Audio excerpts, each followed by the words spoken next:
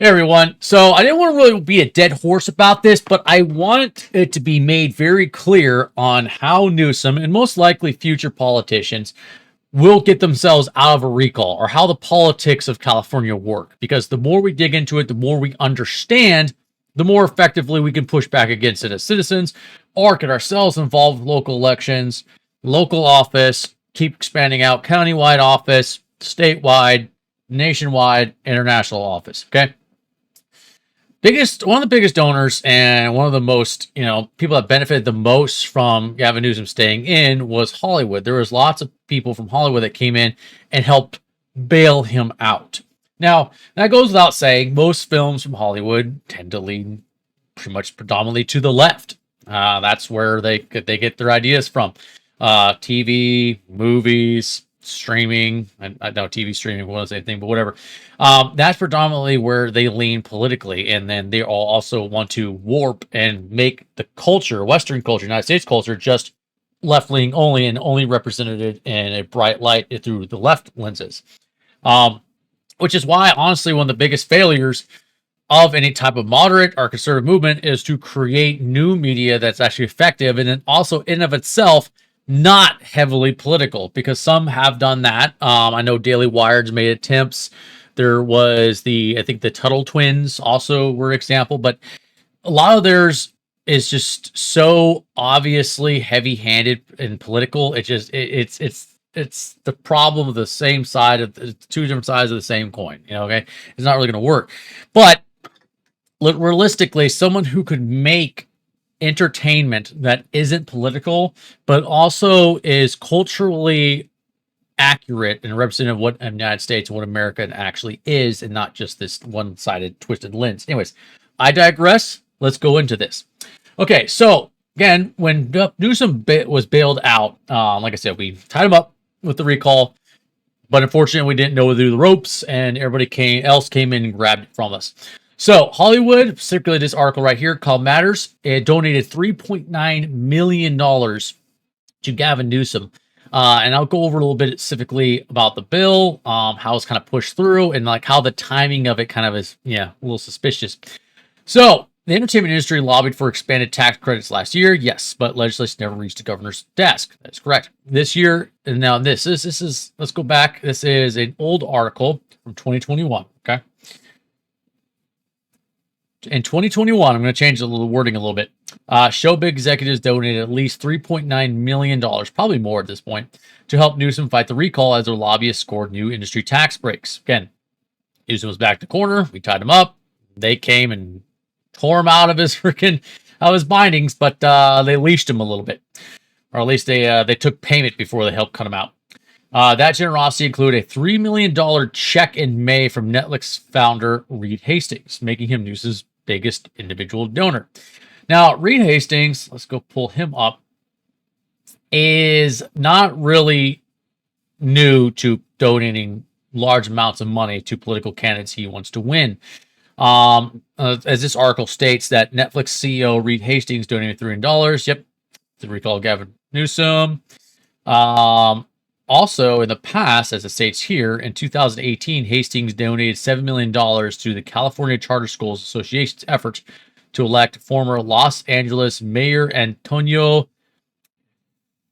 that's pronounced Villarosa, I don't know, who was a gubernatorial candidate in the primary last year. However, Villarosa lost to Newsom and Cox. Now, he's not shy about donating.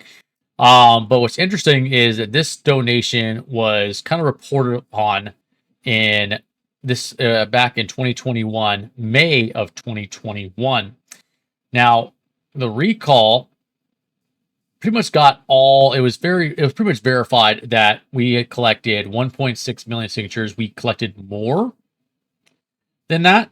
But that's the ones that we needed to get, was that very large amount. We got the 1.6 million. And then in April of 2021, the Secretary of State reported that we had got enough signatures and the recall was going to happen. And that's when, again, everybody started jumping in. So it's not a big surprise that when it was announced in April, that all of a sudden everybody started jumping in to donate to Gavin and get him out. Reed Hastings here. Now, if you remember, particularly during the lockdowns, And that's where people said really helped drive the recall, because otherwise it was just it's very California is deep blue in some in large populated areas like cities. Overall, not as blue as you think, a little bit more purple, but the blue is so entrenched, so like just concreted down, very difficult to get anything else in. And there will have to be big changes to make that change to balance the state out more. Is it possible? Yes. Is it extremely difficult? Absolutely. But anyways, so he came along, bailed him out. But what's interesting, though, is the bill that Gavin pushed through, because we go back to this article, our main article here, is that in July of 2021, Newsom signed legislation as part of the state budget that gives an additional $330 million in tax credits to film and television productions. Looking at you, Netflix. The credits have not yet been awarded, but Netflix was the biggest winner in an earlier round, scoring $43 million for 3 productions. The new tax breaks, Newsom said when he signed them into law, will fuel the California comeback through thousands of good jobs right here in the Gold. No, it won't. No, it won't. It will not fuel some amazing comeback. We have not had this comeback. Cost of living keeps going up. The value of our dollar continues to go down. But again, this is, once again, when we have to be aware of our actions as citizens against the elites and how we need to prepare for them and be aware of them. And this is what this whole series is about. Okay, so this guy donated $3 million. Netflix was the biggest earner. Freaking corporatism and cronyism at its finest. Here is the bill that he signed in its entirety. It's way too long. I am not going to read it, but I am going to show you the status. Oh, hold on. I am going to show you the status and also the history. So it was introduced in January of 2021, kind of bumped around for a while, given to committees, and then just sat there in February. Then all of a sudden, in July, Gavin was tied up and getting in trouble. All of a sudden, it started moving again. And then from July 11th to July 21st, 2021, literally just like 10 days later, all of a sudden it's moving, signed by Gavin, and it's slammed into the chapter by the Secretary of State. Cronyism at its best. So that's a lesson learned there. We got him, but we didn't have a strong enough candidate, and we weren't highlighting what was going on in the background well enough, or aware enough what was going on for us to at least put some type of social pressure and highlight it. And again, a big question should be is if a political governor or politician of any kind is being recalled and undergoing a recall, should they really just have free leeway to receive all these donations from whoever to basically buy and bribe their way out of recall? Because let's be honest, you can recall a politician, yes, but if they have enough money to just throw at people, because like really, like where did this money go? Do you send out little letters saying, "Hey guys, don't recall me"? No, most bribes, grease palms. But for us to be aware of it, or even for us to push to change the law, shine a light on it, be like, "Hey, this guy here is a piece of trash, got voted out." Because let's be honest, they called it the Republican, but we had Democrats working with it. I worked with Democrats in San Francisco to get the bill passed through, or not bill passed through, to get the recall pushed through. They were out there all the time collecting signatures, and I know everyone thinks San Francisco homeless people taking a crap. That's true, but there's also a lot of communities and type of cultures in San Francisco that still exist that don't agree with the extreme left. We had moderates, we had libertarians, we had, I think, even at one point, I think Antifa was signing recalls or just giving their signatures on there. Maybe most of them were, well, Antifa types.